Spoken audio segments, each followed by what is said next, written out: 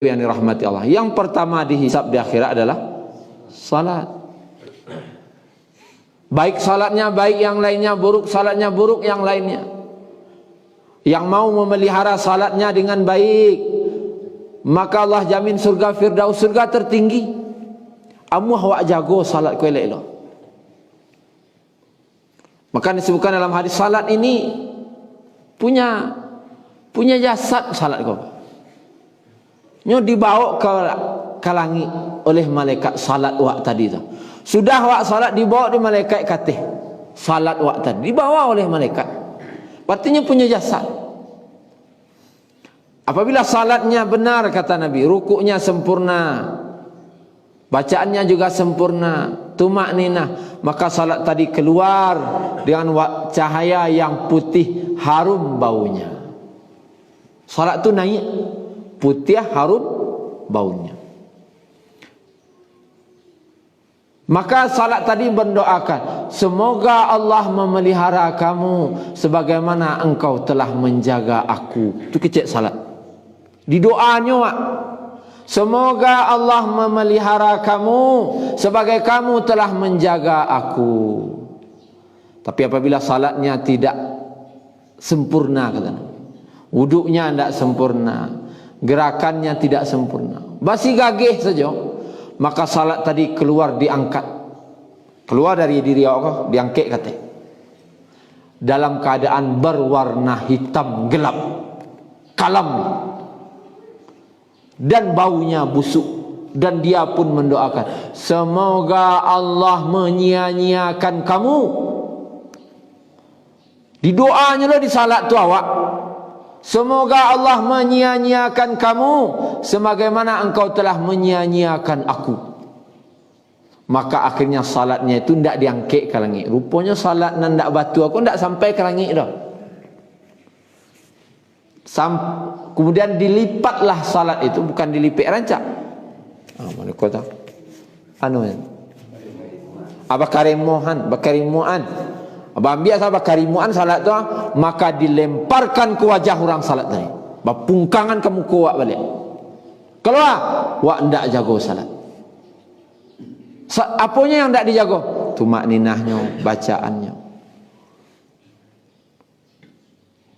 Jadi jangan dianggap setiap salat tu naik ke Allah, tidak. Hanya salat yang warnanya putih harum baunya yang sampai ke Allah.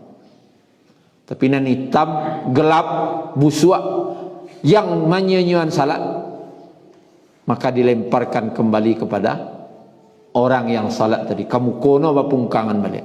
Semoga Allah menyia-nyiakan kamu, sebagaimana engkau telah menyia-nyiakan aku.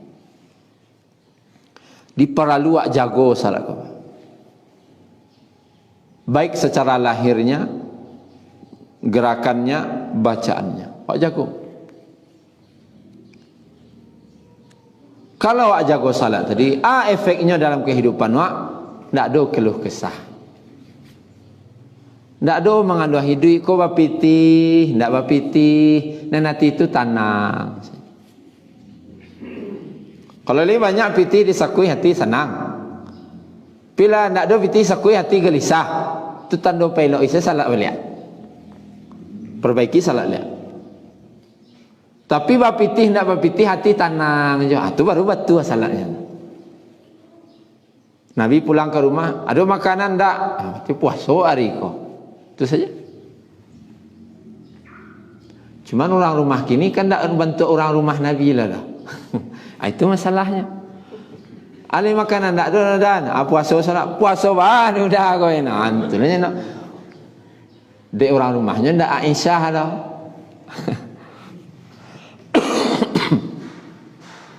Berarti orang rumah tu perlu peloi salatnya melihat. Kalau ada orang rumah bapitih hudanya tenangnya. Ala tipih pitih hudanya gelisahnya. Wala kakala goda, bala kakala goda. Pailoi salat kecang kurang rumah itu. Tanda salat ndak batu. Ndak pitih nak kali banyak dah. Salat tu pailoi. Kenapa? Itu yang membuat hidup wak tenang tu, salat. Kalau banyak pitih wak kecen ni duit wak tanang tu bohong. Mencaliak contoh kanan sudah, mencaliak tuah kanan manang. Itu bara banyak di dunia auto Hyundai itu.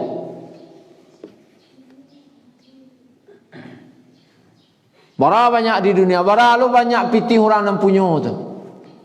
Tapi matinya bunuh diri. Berarti menunjukkan tanda hidupnya ndak tenang je banyak pitih, itu mah bunuh dirinya. Nokia, HP Nokia tu dulu jangan ndak tanggung jayanya orang HP Nokia tu. Tahu makin lama Nokia aku makin turun, makin lama makin turun. Sebab apa? Pemiliknya mati. Bakok matinya melompek dari lantai 40 di gedungnya tu. Di gedung Nokia lantai 40 melompek ke bawah.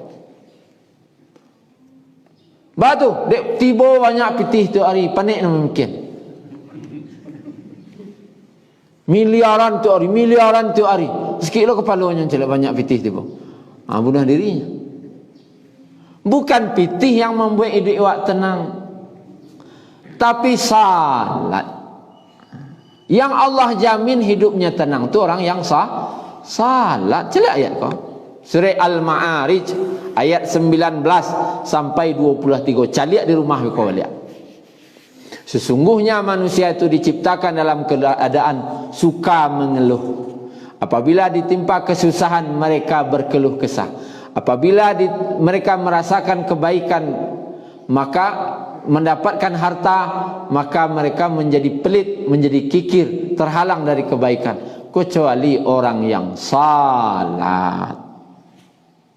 Itu ayatnya jalan. Kecuali orang yang salat. Dia salat yang mana?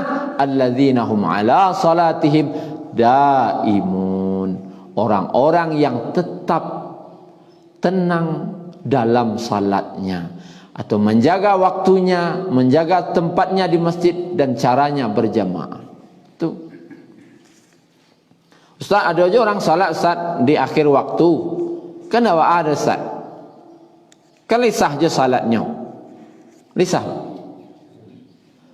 Salat 2:30 lisah. Sah. Cuman bantu di pasan kopi jamra kini 2:05. Pasan kopi cek jam 12:05. Pasan apa mie rebus pakai talua. Masannya jam 12:05. Oh makan 2:30. Apa kira?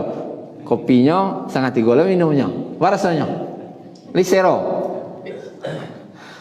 Mie telur jam 12 pasan makan 2:30 apa rasanya? Lah kambang lah yo bibi kambang dia makan tu. Artinya ndak ada lamanya lah itu. Tapi kalau dipasang jam 12:05, ada boleh saparampe diminum, apa rasanya? Seronya lah. Boleh pagi. Parik litak lo. Ayo sero. Dapat kopi angin kan tak tanggung. Mau itu lo salat tu. Kalau di awal waktu salat sero salat tu. Tapi kalau di ujung-ujung lah untuk mie rebus lah dingin lah kambang lo. Tak ada seronya lah, tak ada lamaknya lah. Ali talak mana itu tiap hari. Masa 2:30 tadi salat. Salatlah di awal waktu biar dapat nikmat salat tadi.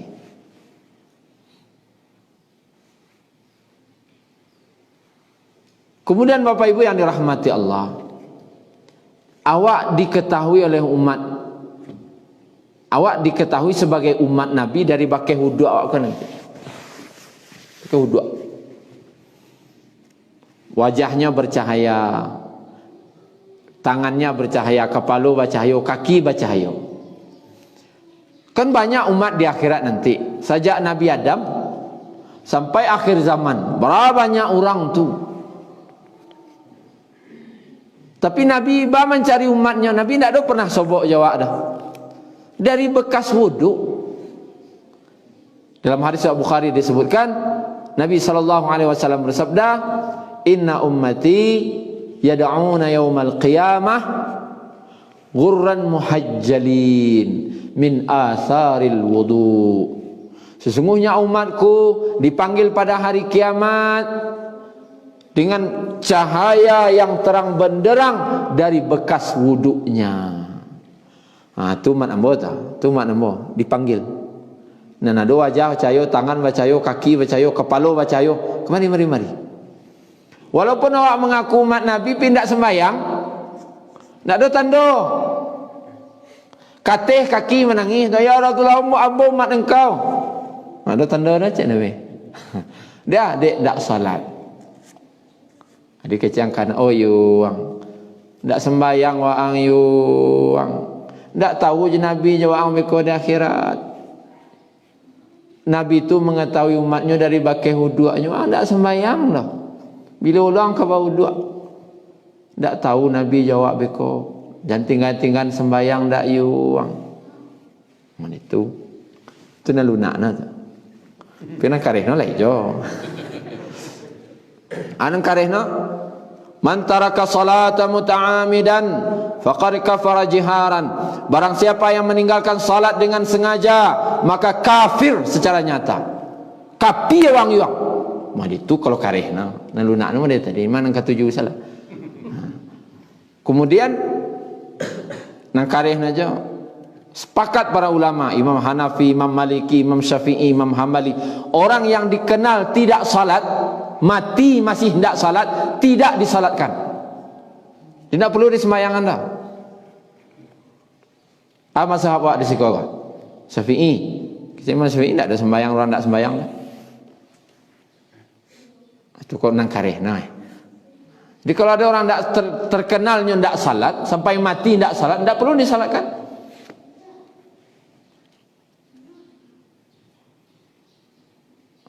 Cuma orang kan dia ibu loh.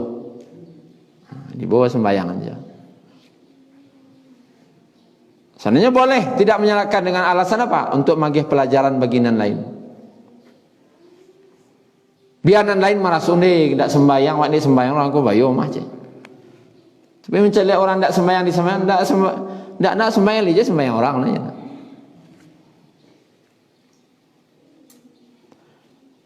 Artinya apa? Masalah salat ini sangat tegas. Tidak kareh dah, tegas. Harus tegas. Itu masalah pelaksanaan baru. Tapi untuk orang nan hadir kini di pasti ya kini kok tidak masalah salat lah dah. Nyulah peningkatan kualitas salat dia. Tinggi kajian lah tinggi orang pasti ya. Kalau kelas lah nyolah kelas profesor loh. Nyolah bahasannya tidak salat dah. Masalah sembahyang tidak sembahyang, dah itu bahasa orang pasti ya. Atau memaknai bacaan salat. Nah, itulah tinggi kajiannya. Kalau salat itu mah lah sembahyang. Lah salat, arati salat lah. Mudah-mudahan Bapak Ibu, Jumat depan kita lanjutkan kembali kajian awak tentang memaknai arti bacaan salat. Tapi walaupun begitu, tentu tujuan awak memaknai bacaan salat itu agar khusyuk. Nah, untuk khusyuk tadi perlu tumakninah dalam ayat tadi, bertenang. Membaca itu harus tenang. Gerakan salat itu harus tenang. Baru awak bisa memaknai bacaan awak tadi. Tapi kalau awak gerakan tidak tenang, bacaan tidak tenang, tidak akan bisa awak memaknai bacaan salat awak tadi. Itulah kira-kira Bapak Ibu kajian pembukaan awak untuk setiap hari Jumat, insya-Allah. Kemudian terlebih dan terkurang mohon maaf. Waktu isyraq sudah masuk, kita niat salat isyraq syuruk 2 rakaat. Yang mana pahalanya duduk di masjid setelah subuh sampai waktu isyraq, maka dia salat 2 rakaat, maka akan mendapatkan pahala seperti haji dan umrah yang sempurna, sempurna, sempurna. 3 kali, sempurna, sempurna, sempurna. Kini kan haji umrah sedang tutup. Rajin-rajin salat syuruk untuk mendapatkan pahalanya. Kini itu saja Bapak Ibu. Subhanakallahumma rabbana bihamdika asyhadu an la ilaha illa anta astaghfiruka wa atubu ilaik. Assalamualaikum warahmatullahi wabarakatuh.